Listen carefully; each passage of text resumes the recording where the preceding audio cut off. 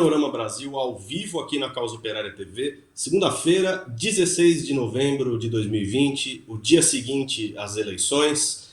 Vamos falar sobre os resultados no Centro-Oeste, vamos falar sobre a situação de Brasília com o companheiro Ricardo Machado, mas antes chamar você para curtir a nossa página, curtir o nosso vídeo, compartilhar o nosso link nas suas redes sociais. Se você não tiver inscrito ainda na Causa Operária TV, não perca a oportunidade, inscreva-se já, faça parte aqui dessa comunidade com milhares de pessoas, milhares de vídeos e programação ao vivo 24 horas no ar.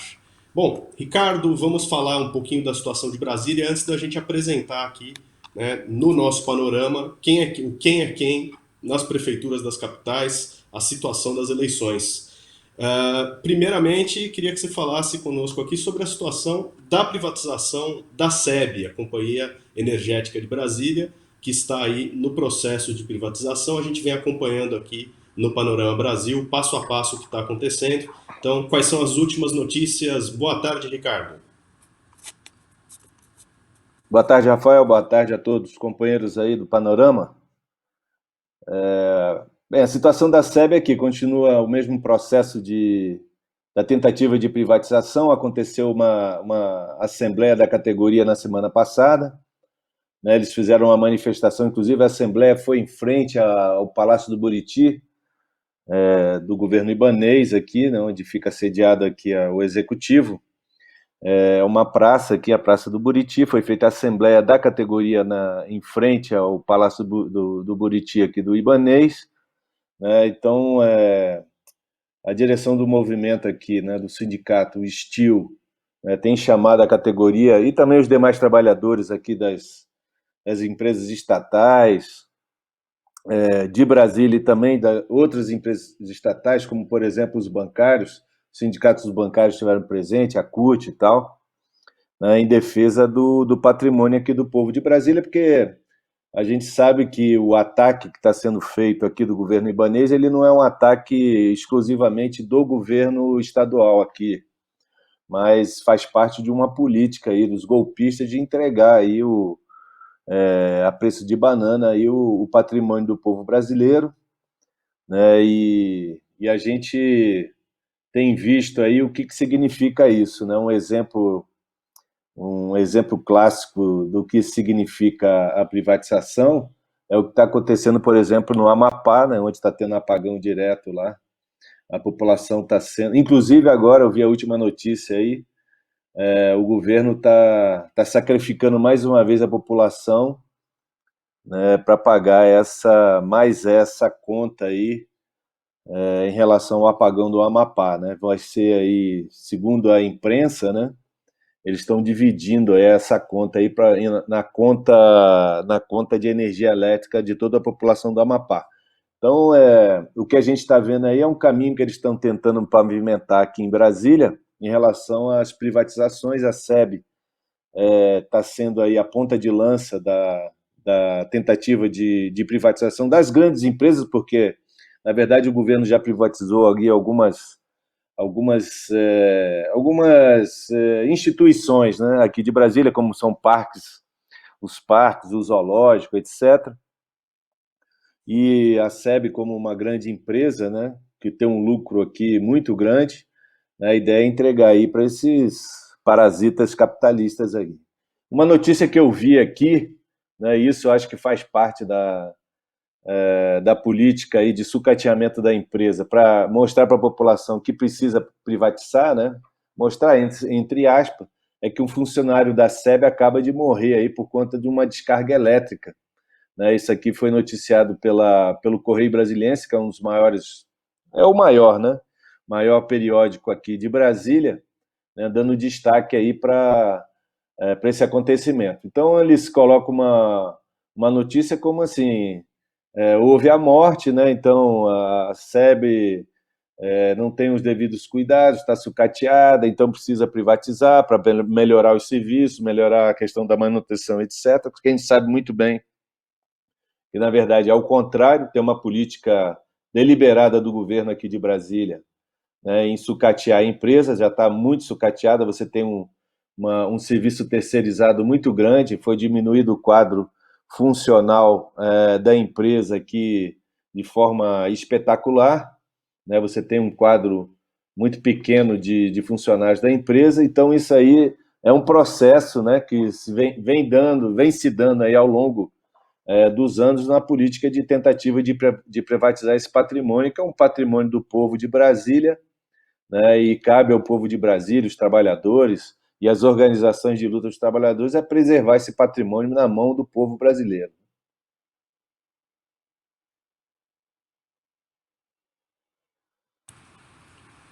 Tá certo. Bem, mais um tema aqui é a situação da saúde. E o último final de semana no Distrito Federal registrou 700 novos casos da Covid-19 e 5 mortes apenas aí nos últimos 2 dias. E o Distrito Federal, dos primeiros da lista aí no problema da reabertura das escolas. Bom, acho que nem dá para falar em segunda onda quando a primeira nem bem passou, né? Ricardo, mais informações sobre a Covid no DF. Então, temos aí, né, esses dados aqui, que são dados do sábado passado, né? Então, são 700 novos casos de Covid aqui, com mais 5 mortes. Então, nós chegamos aí a quase 4.000 casos de mortes aqui em Brasília. Nós temos aí 219, quase 220 mil casos aqui confirmados aqui em Brasília. E é um dado que chama atenção, toda vez que a gente fala sobre isso, é que os setores da periferia, né, das cidades satélites de Brasília, que sofrem mais, que é a população mais pobre, né, daqui de Brasília, sofrendo aí por conta aí do descaso das autoridades aqui de Brasília em relação à prevenção do coronavírus, né? Então a gente já tem aí a notícia de que voltou a subir aí o número de leitos ocupados nas UTIs dos hospitais, tanto públicos como particulares. A Ceilândia, né, que sempre está no ranking, né, no primeiro lugar do ranking na colocação aqui da contaminação, você tem aí 26 mil casos, 771, né, com Taguatinga, que também é ali, é uma cidade que fica próxima, né, colada com a Ceilândia também, é o segundo colocado, com 18.176 casos, e depois você vem com um plano piloto, né, que é o setor mais de classe média aqui de Brasília, né, com 17 mil, praticamente 18 mil casos, 17.993. Samambaia, que também está ali colado com Taguatinga e Ceilândia, 13.770 casos. Então, a Ceilândia, a Samambaia e Taguatinga, né, estão aí batendo aí o recorde de contaminações aqui em Brasília. E a tendência, né, como o Rafael falou, não nós estamos ainda na primeira onda, tudo indica aí que a segunda onda vai ser aí, igual ou pior da primeira onda aí do contágio, né? A gente está vendo aí o que está acontecendo no país e no mundo. No Brasil nós temos aí, já passamos de 160 mil casos de mortes no país, e a gente sabe também que esses números aí não contam aí as subnotificações, etc. Então, provavelmente esses casos aí, como dizem os especialistas aí em relação ao Covid-19, né, são 3 vezes do que eles informam. Então, nós temos aí a situação que está piorando. Aqui em Brasília, a gente vem falando isso, está tudo aberto, continua funcionando, né, as escolas particulares voltaram a funcionar, nós temos aí teatro, cinema funcionando, tá aglomeração, trabalhador, tá praticamente a situação voltou entre aspas, normalidade, né? Só não aí os setores de serviços públicos, a esplanada dos ministérios, né? Ou então na questão, por exemplo, dos bancários, que tem uma quantidade muito grande de trabalhadores fazendo serviço de home office. Eu digo trabalhadores, aqueles que trabalham na direção geral, porque a agência, mesmo com uma redução aí do quadro de funcionários, né, porque Muita gente aí tem problemas, no caso de risco, né, de contaminação, idosos, pessoas que já têm doenças aí já pré-existentes, etc., né? Tem um quadro reduzido, mas as agências continuam funcionando. Então, mas os serviços públicos aqui, por exemplo, os tribunais, o executivo estão trabalhando em home office, né? Então, você tem aí essa situação aí que continua, né? Inclusive, é até bom falar nisso aqui, porque casos até da própria família aqui, meu sobrinho está contaminado, várias pessoas da minha família aqui, amigos, parentes que a gente entra em contato, a gente tem confirmado pessoas que têm se contaminado. Então, nessa perspectiva aí, né, os dados aqui da imprensa, né, e os dados oficiais, eles são muito menores do que realmente a coisa se apresenta. Como a gente já havia falado antes, temos a volta da dengue, né? Faz parte aí da rotina anual. Já são 45 mil, quase 46 mil casos de dengue, uma alta de 22%. Bem, se a saúde já não dava conta da dengue no passado, dá conta da dengue e da Covid nesse ano? Temos aí o aumento, né, de 22% do número de contaminados aqui pela dengue, né, pela picada do mosquito. A situação ela nunca se resolveu, ela tem se agravado, tanto que está falando aqui do aumento de 22,4%. A gente vem noticiando sistematicamente essa questão do mosquito aqui em Brasília, do aumento, né, da contaminação do mosquito do Aedes aegypti. E mesmo na época de seca, né, nós temos aqui uma época, 6 meses de seca aqui em Brasília, a situação não tinha melhorado, porque em época de seca a tendência é o quê? É o mosquito não se proliferar, né? Mas agora com a questão das chuvas, agora está chovendo aqui sistematicamente aqui em Brasília, então a tendência, o que a gente está vendo aqui, né, pelos números, a tendência é só aumentar. Então nós temos aí 45.926 casos de dengue aqui em Brasília. Então, se a situação da saúde aqui em Brasília já é um verdadeiro caos, né, por conta dessa política aí genocida do governo aqui de Brasília e do governo federal também, né, porque diz respeito ao repasse do governo federal para os cofres aqui de Brasília, e esse dinheiro não é utilizado para a saúde, tanto que a saúde aqui é uma total desgraça para a população, né? Os hospitais aqui, sistematicamente com problemas, agora em chuva, então a gente vê goteiras e etc, pessoal nos corredores, fila para atendimento, pessoal morrendo na fila, é um verdadeiro caos, né? Então, nós temos aqui, né, a mesma coisa acontecendo em relação ao coronavírus, né, a questão da contaminação, né, da dengue aqui é principalmente nas cidades periféricas aqui do entorno de Brasília. Então nós temos aqui 45.922 contaminações, né, notificações, 44 pessoas já morreram, né, esses dados oficiais. Aí você pega aí de novo, mais uma vez, a Ceilândia tem o maior número de ocorrências no DF, com 5.171 casos. Depois aparece o Gama, que também é outra cidade satélite de Brasília, com 4.703 casos. Santa Maria é uma cidade ali colada no Gama também, 3.770 casos. Samambaia também, 3.692 casos. Taguatinga, 3.392 casos, né?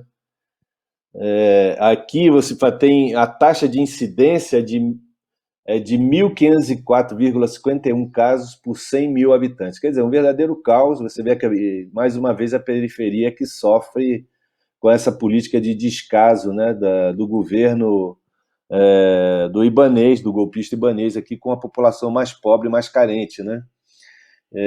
Que sofre aí com toda essa política aí de utilizar o dinheiro e os recursos públicos da população para favorecer não a própria população, principalmente a população mais pobre, mas para favorecer aqui os grandes capitalistas, os grandes empreiteiros, o agronegócio, etc. Né? É uma política genocida desse governo. Dá para ver pelos números aqui, acompanhando, né, tanto a dengue quanto a questão da Covid. Né? Você não tem aqui, por exemplo, na questão da Covid, você não tem nenhum tipo de prevenção. O governo saiu aí agora falando sobre a questão dos 2 anos de governo, fazendo uma campanha, uma mentira só, né, falando que porque fez aquilo outro, não sei o quê, mas você pega os dados concretos do que está acontecendo, você vê que é um verdadeiro caos esse governo, né? Um caos para a população.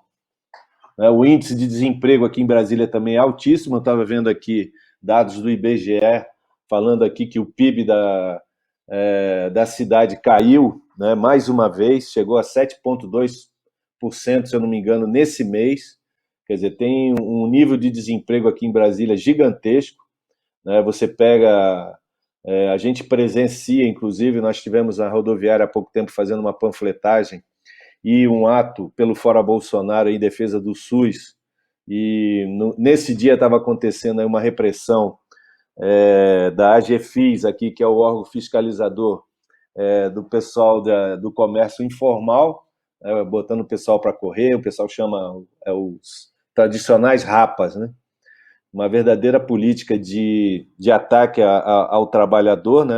Da informalidade. E o desemprego aqui é altíssimo, chega a 20% da população economicamente ativa. Então, nós temos aí um verdadeiro caos aqui em Brasília em relação à política econômica e à política da saúde, né? Vamos falar então de como isso daí vai se aprofundar. O levantamento mostra que a maior parte das prefeituras do entorno do DF vai ser controlada, né, sem surpresa nenhuma, pela direita. A imprensa burguesa fala em centro-direita, mas eles estão se referindo aqui aos partidos tradicionais da direita. E já emendando com isso daí, né, denúncia de compra de votos. Cestas básicas foram apreendidas em Louisiana. Que tal o resultado das eleições no entorno do DF, entrando aí na pauta do Goiás? Vamos lá. Uma coisa que eu acho que é bom chamar a atenção, porque você pega aqui em Brasília, nós temos aqui várias cidades satélites que têm, inclusive, uma quantidade de habitantes aqui que ultrapassa cidades do entorno de Brasília. Então, você pega, por exemplo, aqui Ceilândia tem quase 500 mil habitantes, são 489.351 habitantes na Ceilândia, né? Samambaia, 254 mil, Taguatinga, 220 mil. E aí você pega, por exemplo, Águas Lindas, que é uma cidade do entorno, que teve eleição para a prefeitura, etc., você tem 159 mil habitantes, sei lá, 170 mil dados aí atualizados e tal, né? E uma coisa que você vê que aqui em Brasília tem um resquício ainda da ditadura militar, porque você pega cidades aqui do entorno que tem aí 480, quase 500 mil habitantes, você não tem uma eleição, né, para eleger aí os administradores dessa população, né? Então aqui essas cidades satélites, elas são administradas por pessoas indicadas pelo próprio governo. Só chamando a atenção nesse aspecto, acho que é um aspecto importante, né, que a população que deveria escolher aí os seus administradores, ela fica à mercê aí da política do atual governo aqui, que também é eleito através de uma fraude fenomenal, como foi o caso do Ibanez, né? Então você pega aqui os números aqui de Brasília, uma coisa que chama atenção, esse negócio da direita, né? Não é um fato novo aqui em Brasília, porque em Brasília não, no entorno, né, e do Goiás, porque aqui quem manda praticamente são essas oligarquias aqui locais, né, do Goiás, etc. Então, praticamente a direita domina praticamente todo o Goiás, e a gente teve aí números, por exemplo, em Águas Lindas, por exemplo, Lusiânia fica a 70 quilômetros daqui de Brasília, né? Você tem aí um prefeito que foi eleito do DEM, Águas Lindas também, que está mais ou menos nessa distância, 60, 70 quilômetros, o Podemos, que é uma eleição, Valparaíso, 40 quilômetros de Brasília, nós temos o MDB, Cidade Ocidental, quem governa lá agora vai ser o PP, Planaltina aqui, que é uma cidade que está em torno de 70, é o único partido aqui da extrema-direita que ganhou a eleição do PSL, é um delegado. E nós temos aí Formosa também, que está próximo de Brasília, o Podemos. Então, nós temos aí uma configuração, né, que a gente percebe que foi mais ou menos o que está acontecendo no país inteiro, né?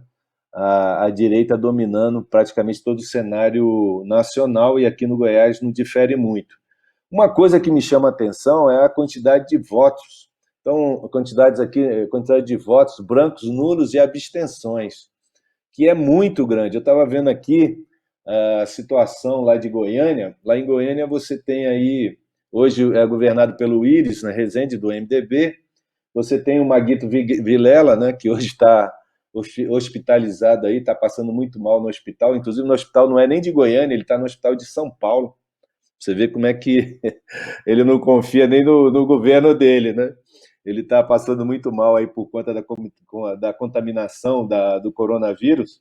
Ele pegou aí, está contaminado, e se encontra aí no hospital em São Paulo. Ele vai para o segundo turno aí com um candidato do PSD, né, que é o Valderlau Cardoso. E uma coisa que chama atenção, né, é a quantidade de votos nulos, brancos e abstenções. Pelos cálculos que eu fiz aqui, chega a 37%, né,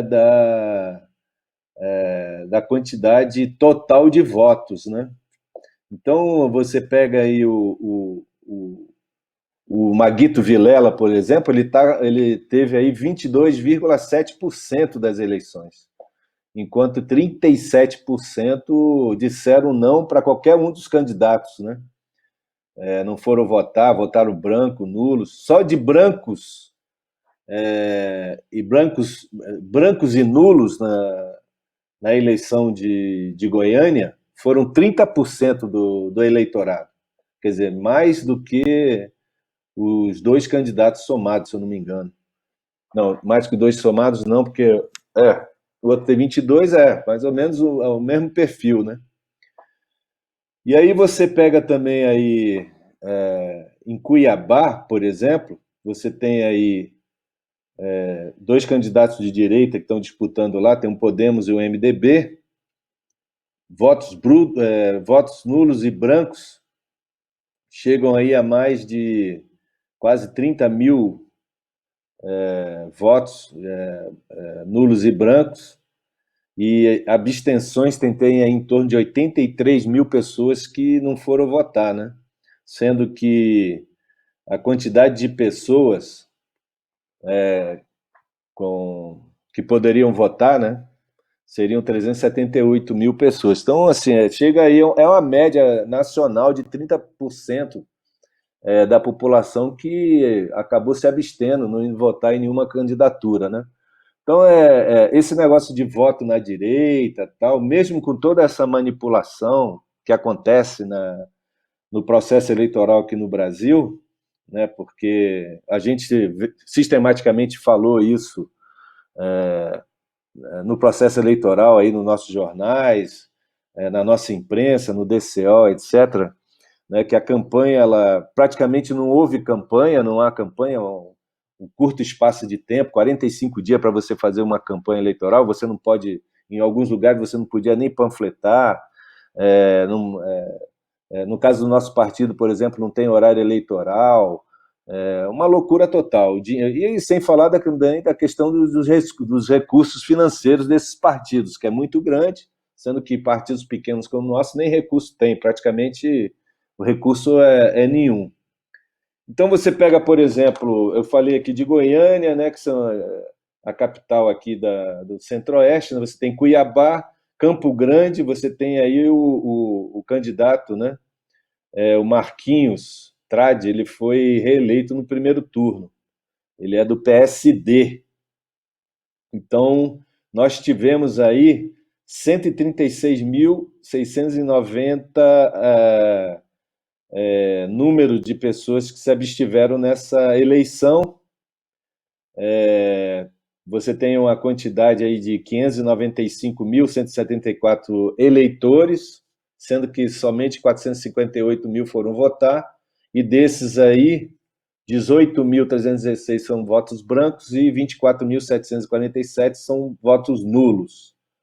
Então, é um número gigantesco, né? Você somando aí os 137 mil de abstenções, mais aí 42 mil praticamente que não foram votar, são números gigantescos aí de pessoas que, na verdade, falaram não para essas eleições, né? Não quiseram votar nesses candidatos de direita.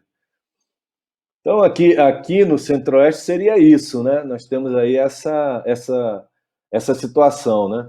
É como eu disse, aqui no Goiás você tem aí uma oligarquia, né, que praticamente manda aí uma denúncia que a gente está fazendo aqui, e a imprensa fala que foi a questão da compra de votos aqui em Lusiânia, o pessoal distribuindo cesta básica, e esse aí é o modus operandi desses setores aí da direita. É um deles, né?